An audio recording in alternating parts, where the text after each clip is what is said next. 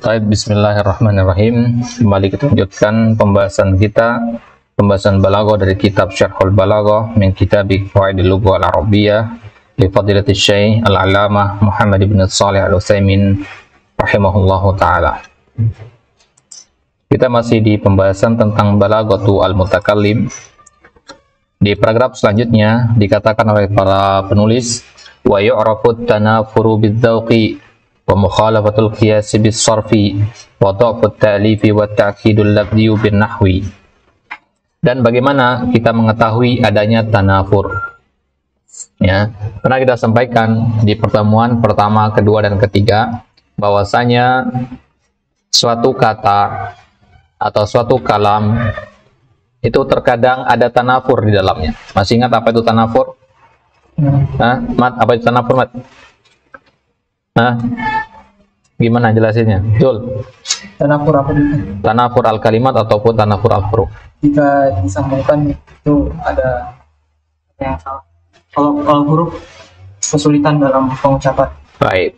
Di tanafur al-huruf ya, itu ketika huruf yang makhrajnya berdekatan juga di penulisannya. Misalkan huruf ha sama ain, itu kan sama-sama huruf halq, cuman beda dekat posisinya doang, wasat, a'la atau adna. Ya. Jadi huruf yang makhrajnya satu, kemudian dia ada di dalam satu kata, susah untuk penyebutannya. Ha sama ain, dikata al-hu, misalkan al-hu, ini kan susah menyebutinnya. Ini namanya tanafur. Dan bagaimana kita mengetahui adanya tanafur itu?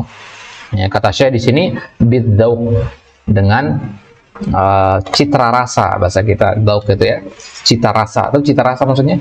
Cita rasa bahasa itu ketika antum mendengar kata-kata seperti al-hu, khu ini, antum wah ini susah nih penyebutannya. Itu namanya dzauq namanya. Ya. Ya, dzauq itu sebenarnya secara bahasa artinya indera pengecap. Ya, antum mengecap dengan lidah. Apa yang antum merasakan dari makanan, manis, pahit, pedas dan sebagainya, itu namanya dzauq. Paham maksudnya? Maka bahasa itu ibarat makanan, antum cicipi, antum rasakan, wah rasanya bahasa ini, yang ini enak, yang ini enggak. Paham ya? Jadi kalau antum mendengar kajian-kajian, kan ada ustadz-ustadz yang antum suka dengar kajiannya, ada juga yang antum jarang dengar.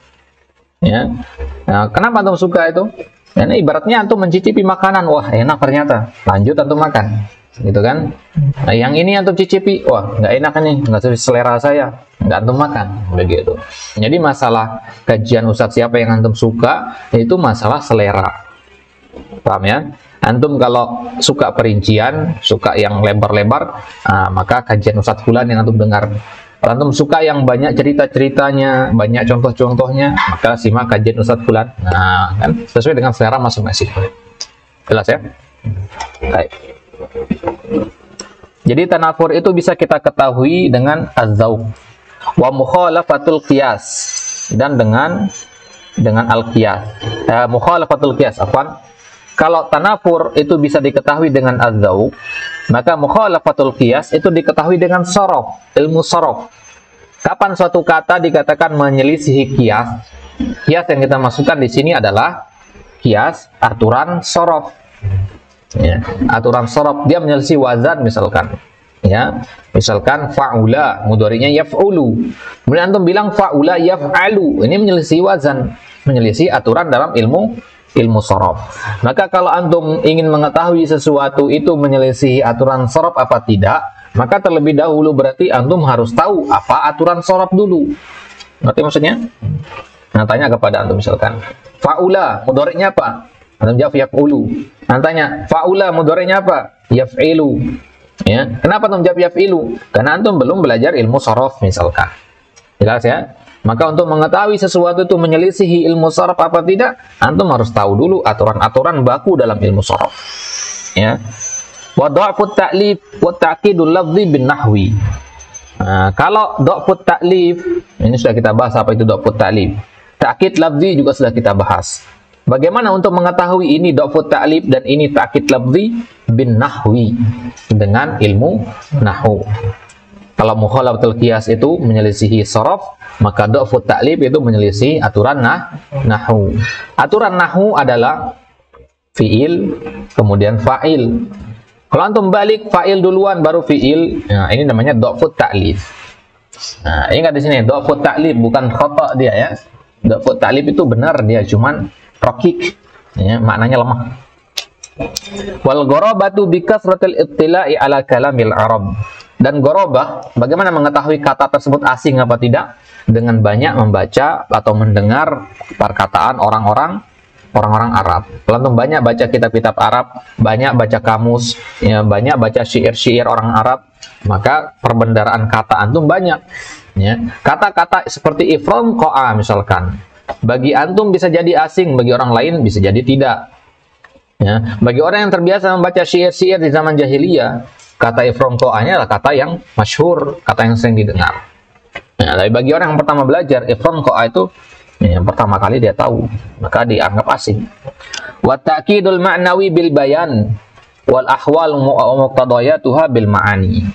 Ta'kid maknawi, kalau ta'kid lafzi itu kita ketahui dengan nahwu, kalau ta'kid maknawi itu dengan bayan dan ilmu bayan. Apa itu ilmu bayan? Nanti akan kita bahas. Itu salah satu dari 3 ilmu balaghah. Ya, 3 cabang, salah satu dari 3 cabang ilmu balaghah. Wal ahwal wa muqtadayatuha bil ma'ani. Sekarang bagaimana kita mengetahui situasi dan kondisi? Misalkan kalau lagi ngisi acara walimah misalkan, antum khutbah ketika walimah, ketika pernikahan, khutbah pernikahan, khutbah nikah, maka dari mana antum tahu bahwasanya kalau khutbah nikah itu harus membahas tema-tema tentang hak suami istri misalkan? Tidak boleh membahas tentang azab kubur. Dari mana antum tahu? Dari ilmu ma'ani. Ya, ilmu ma'ani itu membahas kapan suatu kalam itu diucapkan, gitu. Antum punya ilmu sekarang. Ilmu ini kapan disampaikan? Nah, itu pembahasan ilmu ma'ani nanti. Setelah pembahasan ini. Lihat catatan kakinya di syarahnya, di ta'liq. Qala al-mu'allif rahimahullah wa yu'rafu at-tanafuru bidz-dzauqi wa mukhalafatul qiyas bis-sarfi wa dha'fu at-ta'lifi wa ta'kidul lafzi bin-nahwi wal gharabatu bi kathatil ta'i 'ala kalamil Arab wa ta'kidul ma'nawi bil bayani wal ahwalu muqtadayatuha bil ma'ani. Wa mana dzalika anna hadhihi al-balaghah tahtaju ila kulli syai'. Tahtaju ila dzauq likai yu'rafu at-tanafur min adamihi. Jadi namanya balaghah itu kita butuh kepada sensitivitas, kepekaan. Kita butuh kepekaan dalam memahami bahasa. Suma'lam aidon anna tanafura qad yakunu tanafuran inda syakhsin wa qad yakunu ghairu tanafurin inda akhar. Tanafur itu bagi seseorang, tanafur bagi orang lain bukan tanafur. Li'anna ba'dhan nas yashulu 'alaihi an-nutqu bil alfadil mutaqaribah wa ba'dun nas yasbu 'alaihi dzalik. Karena orang-orang ada yang lidahnya fasih, lancar lidahnya. Jadi untuk baca kata-kata yang sulit gampang bagi dia. Ya, kata al-hu itu bagi dia gampang misalkan. Gampang diucapkan sama dia. Ada orang yang mengucapkan kata al-hu ini susah sekali. Gitu kan? Maka tanafur ini ada sesuatu yang relatif. Ya, relatif bagi orang tertentu susah, bagi orang lain ya gampang. Fanzur al-an ila al-asma'il injiliziyah. Ya. Lil biladi aw lil ashkhas fa ba'duha yas'ubun nutqu biha. Misalkan nama-nama orang Inggris susah tuh diucapkan oleh lidah kita orang Indonesia. Contohnya misalkan Czechoslovakia, ya. Ini Czechoslovakia, ini nama negara, ya. Ya, Ceko, Republik Ceko, ya. Czechoslovakia nama negara. Ini susah bagi orang-orang Arab untuk menyebutkannya. Fa fi hadhihi su'ubah. Lakin idza tamarrana 'alaiha al-insan mithlu ba'dil mudhi'in. Tapi kalau antum latihan atau sering mengucapkan kata ini, misalkan para penyiar TV, penyiar radio, ya, Masya Allah, tajiduhu yantiquha bisuhulatin wa yusrin. Maka mudah bagi dia untuk mengucapkan kata-kata seperti Czechoslovakia ini. Jelas ini? Baik. Nama-nama kita juga, nama-nama orang Indonesia, itu bagi orang Arab susah untuk diucapkan. Ya, karena asing bagi mereka. Ya, nama-nama seperti Selamat misalkan. Ya, yang ada kan susah bagi orang Arab mengucapkan, ya, karena mereka kan tidak ada e-nya. Baik. Kadzalika aidan mukhalafatul qiyas bis-sarf. Fa mukhalafatul qiyas tu'rafu bis-sarf. Misla ma taqaddama fi kalimati buq allati jam'uha abwaq bainama qala Abu Tib buqat. Ya, ini namanya mukhalafatul qiyas. Kalau dicontoh nanti ditanya, apa contoh mukhalafatul qiyas? Ya, contohnya ketika antum menjamak buq dengan jamak buqat. Padahal yang benar buq itu jamaknya abwaq. Buqat memang ada jamaknya, karena jamak itu kadang lebih dari satu dia. ya, lebih dari satu kata. Talibun jamaknya bisa tulab, bisa talibuna. Satu kata itu bisa jamaknya lebih dari satu. Ya, maka kata buk itu jawabannya, jamaknya yang tepat adalah abwaq.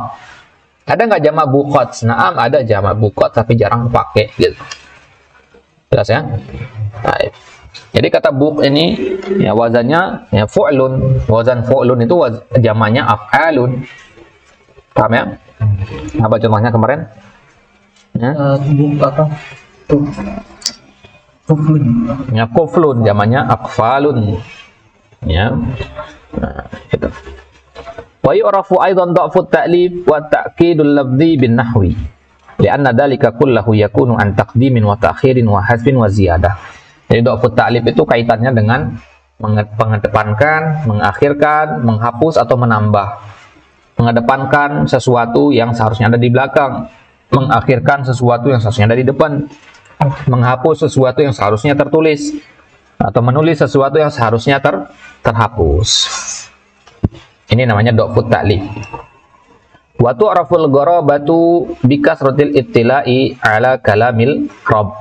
Nah, jadi kalau kita ingin tidak asing terhadap kata-kata, maka harus banyak membaca kepada ucapan orang mendengar atau membaca ucapan orang Arab. Ya. Bagi orang tertentu kata qa'ada itu bisa jadi asing. Qa'ada. Ya, karena dia baru belajar, dia baru tahu duduk itu bahasa Arabnya jalasa, padahal ada kata yang lainnya itu qa'ada. Jelas ya? Nah, jadi bagaimana untuk menghilangkan gorobah ini? Ya dengan banyak membaca bahasa Arab, banyak menghafalkan kosakata. Gitu ya. Jadi mulai dari sekarang perbanyak kosakata. Banyak ngapalin kosakata. Salah satunya adalah menghafal kosakata itu cara yang paling enak itu adalah dengan baca kitab langsung. Ya, kayak kita sekarang pakai kitab ini, pasti ada kata-kata yang antum nggak ketahui artinya kan? Kasih tanda itu, tulis artinya. Ya, jangan antum pakai kayak kamus-kamus kecil itu ya, ngafalin lewat itu kayak antum ngafal hadis, kita buku kolamun, polpen, masjidun, masjid, dap, dan seterusnya. Ya, antum baca ulang-ulang sampai hafal, itu cepat lupa. Cepat lupa hafal kayak gitu. Cara paling bagus ngafal itu adalah dengan praktek langsung ke paragraf. Antum baca paragraf yang ada, ya, di situ ada 5 kata yang antum nggak tahu artinya. Cari arti 5 kata ini segera. Nah, kita udah jelaskan di sini arti 5 kata itu misalkan. Nah, antum tulis artinya masing-masing 5 kata tadi. Kemudian antum baca lagi paragraf tadi. Ya, baca lagi paragraf tadi sampai antum benar-benar tahu semua arti yang 5 kata tadi. Nah, itu cara ngapal kosakata. Jadi nggak ada orang ngapal kosakata tuh kayak ngapalin hadis diulang-ulang atau kayak ngapalin Quran. Ya, itu. Jadi kalau antum tanya kepada para asatizah, gimana cara mereka ngapalin kosakata? Ya begitu caranya. Ya. Kadang mereka bahkan nggak punya kamus mereka. Ya, tapi kosakatanya kok banyak sekali. Ya, cara menghafalnya seperti ini. Dengan praktek langsung ke kitab. Baik. Meskipun kamus itu juga penting ya bagi penuntut ilmu pemula, bahkan kamus itu wajib punya. Ya, kamus-kamus seperti Munawwir, Mujamul Wasit itu wajib punya bagi penuntut ilmu di awal-awal belajar. Wa yu'rafu ta'kidul ma'nawi bil bayan alladhi sayati insyaallah. Adapun ta'kid ma'nawi maka itu akan kita ketahui dari ilmu al-bayan nanti. Ya, akan ada pembahasannya nanti. Wa yaqulu rahimahullah wal ahwal wa muqtadayatuha bil ma'ani wa huwal ilmu alladhi sana'rifuhu insyaallah. Ilmu ma'ani ini akan kita bahas nanti di pertemuan selanjutnya insyaallah. Baik. Kemudian penutup di sini, penutup dari pengantar ini, fawajaba ala talibil balaghah ma'rifatul lughah was-sarfi wan nahwi wal ma'ani wal bayan. Ya, jadi antum orang-orang yang mempelajari ilmu balaghah juga dituntut harus memahami ilmu bahasa yang lain seperti ilmu sorof, ilmu nahwu, ilmu ma'ani dan ilmu al-bayan. Ilmu ma'ani dan ilmu al-bayan ini merupakan bagian dari ilmu balaghah. Jelas ya? Baik. Jadi kalau antum belajar nahwu itu fokus antum, nggak dituntut untuk paham ilmu yang lain. Ya. Tapi kalau antum belajar ilmu balaghah, antum harus tahu ilmu nahwu dan sorof. Gitu. Nah, itu dia kenapa balaghah itu agak sulit dia. Ya karena dia butuh kepada pemahaman nahwu dan sorof juga. Kalau ilmu nahwu ya cukup nahwu doang, sorof ya sorof doang. Makanya ilmu yang paling sulit itu ya ilmu ya akidah. Kenapa? Karena dia mencakup semua ilmu yang lain. Ilmu akidah itu butuh kepada ilmu tafsir, sedangkan ilmu tafsir itu sendiri butuh kepada ilmu lughah. Antum nggak bisa menafsirkan kalau nggak punya lughah. Antum nggak punya lughah kalau nggak belajar nahwu sharaf dan 14 ilmu cabang lainnya. Jadi kita sekarang masih di ilmu lughah, ilmu lughah, naik ke ilmu tafsir dan sejenisnya, ilmu tafsir, ilmu hadis dan semisalnya, baru kita naik ke puncaknya, itu ilmu akidah. Ya. Nah, kalau sudah sampai di situ bisa kita mulai membaca kitab-kitab level atas para ulama dalam masalah akidah. Dalam masalah akidah ya. Kalau kitab-kitab dalam masalah fikih dan masalah hadis, ya silakan untuk membaca sekarang, tidak masalah. Walaupun pemahaman bahasa Arab belum kokoh sempurna, boleh dibaca sekarang. Tapi kalau ilmu akidah bahaya kalau baca sekarang. Gitu ya. Karena akidah itu kan membentuk keyakinan. Kalau antum salah baca, keyakinan antum salah nanti. Ya antum pahami salah, ya antum yakini salah, sehingga antum beribadah di atas sesuatu yang salah juga. Baik. Ma'aqaunihi salimid dauki katsirul ittila'i ala kalamil Arab. Jadi penuntut ilmu balaghah itu dia wajib untuk memahami ilmu bahasa, dan juga dia harus punya kepekaan yang bagus dan banyak membaca bahasa Arab, banyak mendengar ucapan orang Arab. Jadi 3 hal ini harus ada. Ya. Dan ini adalah sesuatu yang susah apa tidak? Ya. Susah nggak untuk mendapatkan 3 hal ini? Memahami bahasa, punya kepekaan yang bagus, dan banyak mendengar ucapan orang Arab. Susah apa tidak? Susah untuk mendapat 3 hal ini kan? Ya, maka kata Syekh Utsaimin di sini di syarahnya, yajibu alla yashqa alaina hadzal kalam fa hadza la nusallim bihi falaysa bilazim an ya'rifa al-insanu kull hadhil asya'. Ya. Hal yang disampaikan tadi memang dikatakan wajib. Itu wajib bagi mereka yang ingin ya kokoh dalam ilmu balaghah, maksudnya spesialisnya di balaghah gitu. Ngerti ya? Antum akan fokus belajar balaghah saja nanti. Maka wajib punya 3 hal tadi. Ya, tapi kalau hanya sekedar untuk memahami balaghah saja, untuk mengetahui keindahan Al-Quran, ya, agar ucapan antum gampang dipahami, agar orang paham apa yang antum sampaikan, kalau tujuan antum hanya sebatas seperti itu saja, tidak lebih, ya, maka ya tidak wajib memahami atau punya 3 hal tadi. Ya, karena itu sesuatu yang susah, berat, bertahun-tahun bisa mendapatkan seperti itu. Wa insyaallahu sawfa ta'rifuna al-balaghah biduni hadil asya'i kulliha. Kata Syekh, ya antum insyaallah akan bisa mengetahui apa itu balaghah tanpa punya 3 hal tadi. Paham ya? Nah, kalau antum 3 hal ini kan diantaranya misalkan yang ketiga itu harus banyak mendengar ucapan orang Arab. Ya, berarti antum harus bergabung langsung dengan komunitas orang Arab. Antum ke Arab langsung sana, tinggal sama orang Arab Badui. Ya. Itu memang cara yang paling bagus untuk belajar bahasa, belajar dengan penutur aslinya. Tapi kan kita di Indonesia nih jauh sekali jarak kita dengan Arab. Ya, maka tidak perlu sampai seperti itu. Kita belajar dengan sama orang Indonesia saja sudah cukup.